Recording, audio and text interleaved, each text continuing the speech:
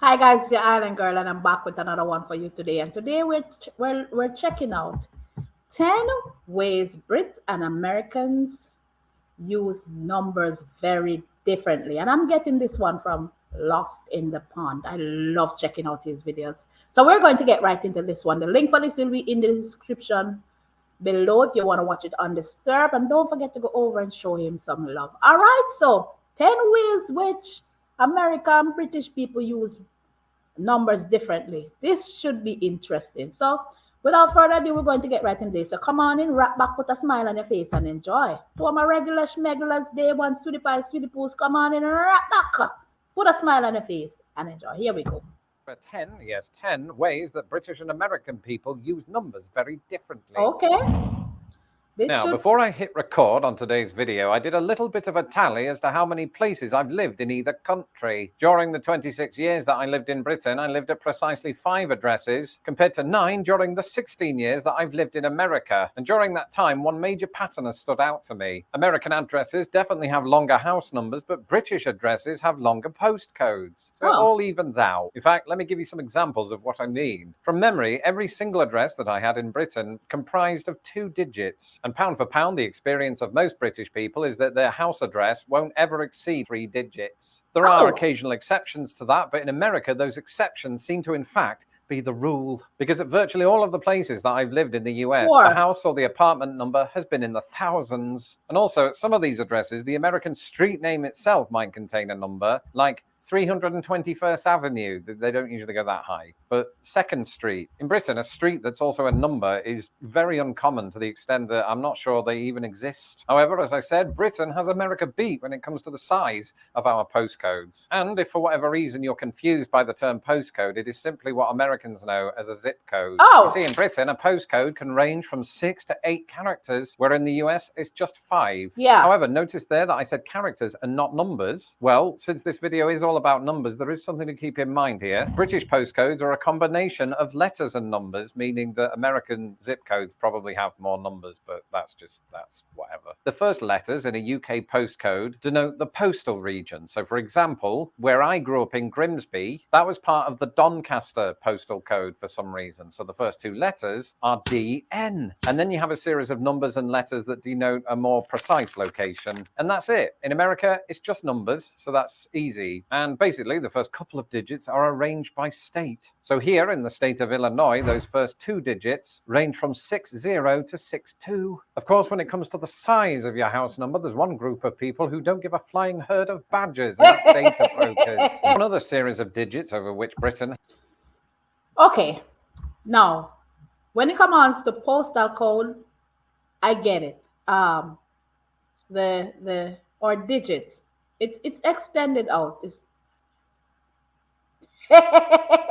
5 numbers, and there's 4 more numbers added at the end to stretch it out within this region where I'm living. Okay, so it's based on which post office that your mail went to. Then the house number. You guys only have 2? That is interesting. Only 2. And your postal code has numbers and letters. He said it goes up to the 4,000. No, my house address is up into the 8,000. Guys, 8,000. So the difference between the 2, that is crazy. So you guys only numbers, the 2-digit number. So that means anywhere from 10 to 99. And yeah, we have our street, like he said, a street address, and you have the street, you have letters as well. But interesting. That is very interesting. All right, here we go. Has America beat is phone numbers, actually. Typically speaking, if we're not calling from overseas, in which we would need to use a country code, then a UK phone number usually consists of 11 digits. US phone numbers, meanwhile, consist of 10, basically 2 zip codes put together. The major difference here comes in the area code. For the first 20 years of my life, growing up in Grimsby, my area code was 01472, 5 digits. But it's worth keeping in mind that that only applies to landline phones. In the last 25 years, years, of course, we've seen the rise of the mobile phone and or calculator. In Britain, unlike with landline phones, these are not assigned an area code. In fact, I think most, if not all, mobile phones in the UK begin with the digits 07. Incidentally, those are 2 digits that are going to be very important later on in this video, so keep watching. In America, I was surprised to find that this was quite different, because your mobile or cell phone, as it's usually known in the US, will usually carry the same area code as your landline phone, if you still have a landline phone. So, for example, the first place that I lived was Anderson, Indiana, and that city is in a region of Indiana that carries the area code 765. So all of the landlines there begin 765, and if you purchase your cell phone there, most likely that too will have the same area code. And most states, like Indiana and my current state of Illinois, are home to multiple area codes, which is why it was surprising to discover there are in fact 12 states, including the behemoth that is Alaska, that have just one. And that's because said states have more cows than people, probably. I'm not laughing. I'm not laughing. It's not funny. But yes. That is funny. More cows than people. But anyway, yeah, he's right when it comes to the area code. Because when I used to live in New York, it's a 917 area code. So each state has its own area code here in the US. New York have about 3, because I know it's 917 and 315 and something, and I don't remember. And the same thing goes for the cell phone, goes for the whole landline as well. Here in Alaska, it's only 907. So he's right. Which was interesting because I didn't realize that Alaska only had one area code for the whole state of Alaska when it comes to cell phones and landline. Most states that I live in, even when I used to live in Kentucky, they had different area codes as well. I think it was 207 or something to that effect. And funny enough, if somebody's calling you from a landline or cell phone, it tends to tell you which area they're calling you from. They'll tell you is that Kentucky, New York, or that's how it is, a Chicago area code. So it tells you what area code. But you guys, we have 3 digits. You guys are up to 5. Hi, Kara. You guys are up to 5. Not only that, yeah, interesting. Here we go to the next one. Earlier on, when I said this, just to stick it to my year 10 maths teacher who told me that I'd never have such luxury, it did occur to me that my thousands of American viewers might have been thinking, what's year 10? Was Lawrence born in the 1st century? No. A year in this instance is the equivalent of what Americans would call a grade at school. And it just happens that this particular example is a year populated by 14 to 15-year-olds. And you might be thinking, oh, Lawrence, that's not 10, that's grade 9. Well, actually, it's both, you see, from between the ages of 5 to 6, British children begin what is known as year 1. But as I discovered while watching the documentary The Kindergarten Cop, Americans don't call that the 1st grade, they call it kindergarten. And so their numbering system is always one behind us. Oh, and speaking of years, that brings us on to this. Hold on. Hold up. I'm confused. I'm confused. So, year 1, kindergarten, here. So, we have kindergarten, then 1st grade, then 2nd grade, then 3rd grade, 4th grade, 5th grade. And you're saying you guys don't do it that way. It's just a 1-year span between from 1st grade all the way down to 5th grade, and you don't have a kindergarten, it's just 1st grade. Somebody explain that to me in the comment section, or I need to watch this again because I didn't get that. Now we're going on to the dates. Here we go. I think at this point, most of us are probably aware that Britain and America can't agree on how to write the date. Obviously, in Britain, it's day 1st, month 2nd, and year last. As evidenced by our famous Guy Fawkes slogan, remember, the 5th of November. Whereas in America, of course, it's flipped, as evidenced by July the 4th. Americans usually say the 4th of July. I don't know why they do that, but for everything else, it's the month 1st and the day 2nd. Why do they do that? Well, you'll just have to watch my YouTube short all about it. That to me that one had me for a minute until to this day.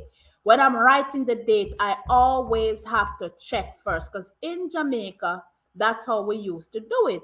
The day, then the month, then the year. Here in the US is month, day, year. It is weird. That is just silly to me. Month, day, year. What's the date, the month, the year? It to me is just straightforward. I'm like, ugh.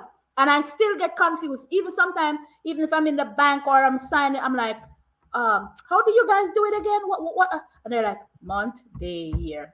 Confusing, confusing as they come. And it's like I can never get this one down pack. So yeah, that is crazy. I'm all for the day, month, year.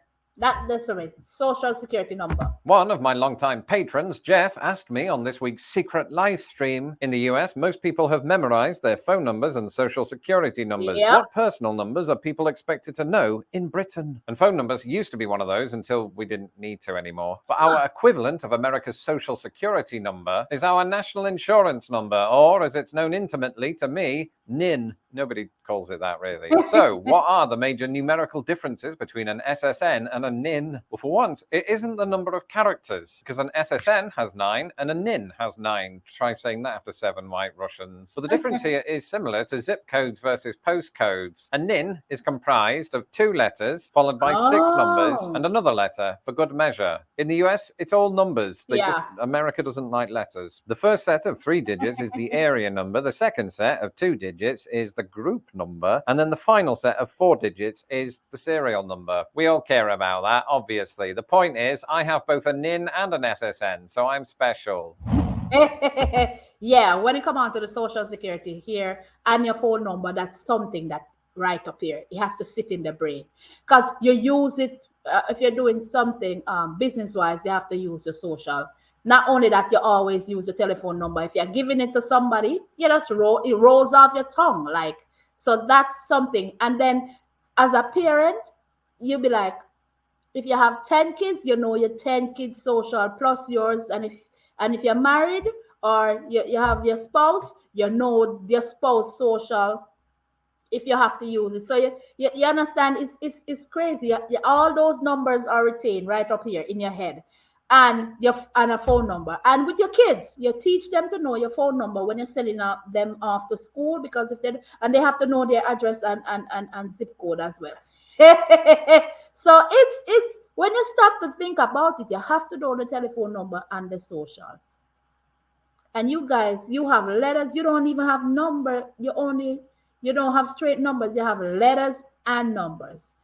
Different indeed. Time. All right, time. Real? Oh, that's a different video. Well, sometimes to people like me who've lived on 3 different time zones, time can feel like it's ahead of its time. So I don't want to get bogged down in that, because there are other differences to talk about, namely how we tell the time. For instance, in Britain, if the time is 9:15, we might well say it's 9:15. In America, you often hear a 9:15, and similarly, Brits might refer to 9:30 as 9:30, whereas Americans might say 9:30. But the biggest difference between British and American digital clocks can be seen once we get to 1 o'clock in the afternoon. At that point in America, clocks will simply say 1 o'clock, but not in Britain, where it suddenly goes from 12:59 to 13 o'clock. And that's because British clocks are on military time. And when I lived in Britain, I never knew this as military time. In fact, it was Americans that alerted me to this term. I just thought of it as time, like the whole world does this. And now that I know that it is military time, I'm confused that America doesn't do it, because they have the biggest military in the world. And then I found that the US military does do it, but the general public doesn't. Either way, to this very day, I instinctively know that 7 p.m. in the evening, that last word was redundant, is equal to 19 o'clock. I should point out that British people don't go around saying 19 o'clock. In conversation, we would say 7, which makes it even weirder, I suppose, that our clocks don't do that. Okay, with the time, I'm aware because military. I'm military affiliated. If most people here, I notice, if you tell them, they're like, huh? If they're not military affiliated, they don't know the difference. With a lot of people who don't know, but when he said it, I'm like, yeah, military time. I'm familiar with it, so make me feel a little cocky. Just hearing it. Good morning. How are you? Good morning. Give me a kiss. All right. Let's continue, guys.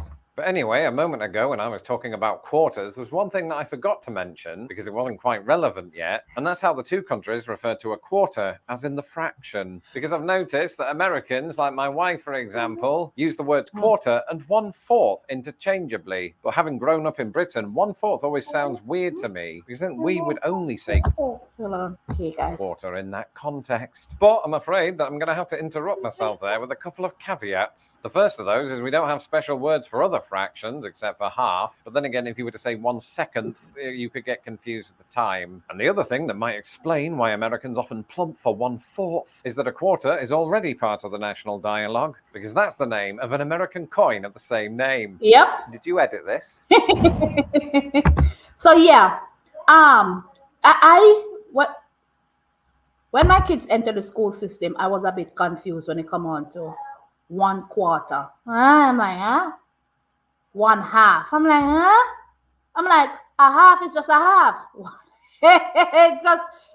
I'm like, they're confusing themselves. It's crazy to me the way how they explain stuff. For me, it's just a half is a half, and you got, like you say, you don't have name, so it's like a half, 3/4, a third, 2/3. So I'm familiar with those terms from growing up in Jamaica. But here it's like, oh, 9 and 1/2. I'm like, 9 and a half. Why we saying 1/2? Half is just, to me, it's just a half. There's no 2 halves make a whole. It's confusing. I'm like, yeesh. When my kids enter the school system and start telling me 1/2, I'm like, what are you talking about? When I look, Sean over there says it's not that confusing, but that if he's in the school system here, for me, a half is just a half. So let's continue. 0. And I want to finish this video by talking about 3 numbers in particular, the first of which is 0. 0, is 0 okay. a number? I'm no mathematician.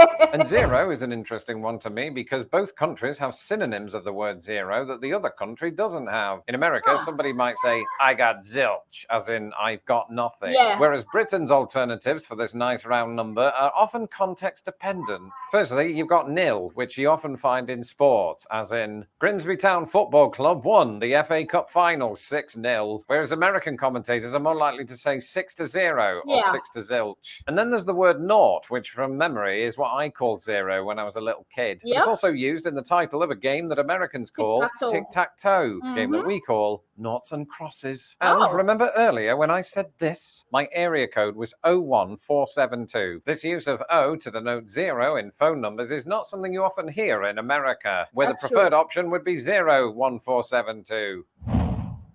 That is true. Here is nil, zil, nothing, 0. So he's right, and it's interesting how you guys use it. 0, not is another one. So 0. Nobody say O because most time if I see I think it's a O. So that's why I always hear 0 or so in front of a number. You have to ensure that it is actually a 0. And then there were 7, or 2 actually, but 7 is one of them. Here in the United States, the number 7 is almost always written with 1 horizontal stroke and 1 diagonal stroke. But as many observant Americans have often pointed out to me, this is not always the case in Britain, where to that we like to add another horizontal stroke through the middle. And you might be thinking, why do you do that? And the answer is simple: to avoid confusion with the number 1. To all of the Americans laughing at this idea, 7-Eleven agrees with me. I've just realized that's probably not an argument in my favor. So I'm on board with him, even though we don't necessarily write a tick on our 1 in Jamaica. But yeah, we normally have that slash in the line of the 7. Here they don't. That's something that I noticed. But I tend to still put it in mind just to not get confused. It is actually a 7. You understand me? And even my 2. Or 2 is written a certain way that for here is like a C and then a stick on the line. I'm like, So the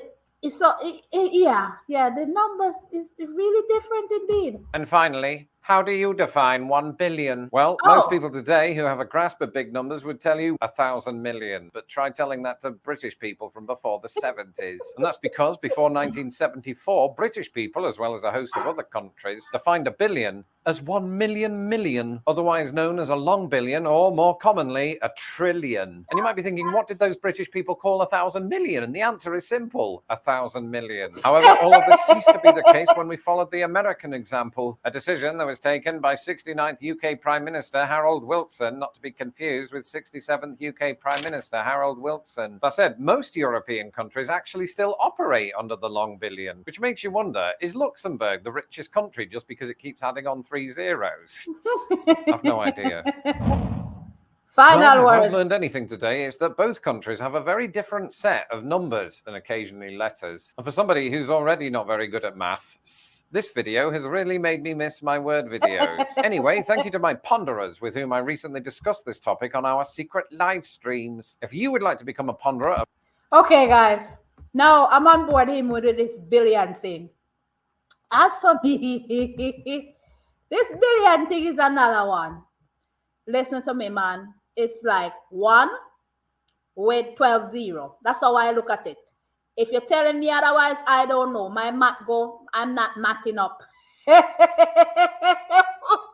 I am not mathing up if you tell me otherwise. 1,000 million or million. No, I can't. Just tell me 1 with 12 zero. Give me a billion. That's pretty much it. Because 1 with 6 zero is a million. So for a billion, you add 6 more zero. That's how I look at it. Hey, beautiful. Your brush. Ooh, looking good.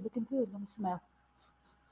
Smell good too. I love it. I want to wipe in the chair. Okay, climb up on the chair. All right, guys. I hope you guys enjoy this one. Don't forget to go in the comment section. Yes. All right, guys. The sun is coming in on me, changing all this light coming in because it's sunny today and the kids are off to school. First day of school here. I hope you guys enjoyed this. Don't forget to go in the comment section. Tell me what you'd like me to react to next because it will be done. It's your island girl and I'm running out of here. Thank you for watching. Don't forget to hit the thumbs up. Don't forget to like and become a member to the channel if you choose to do so. Guys, love it to the max. Rock back, relax, continue to enjoy life, and I'll see you in another one. You did? Love you guys. Bye. You did? I want some titty. You want some titty?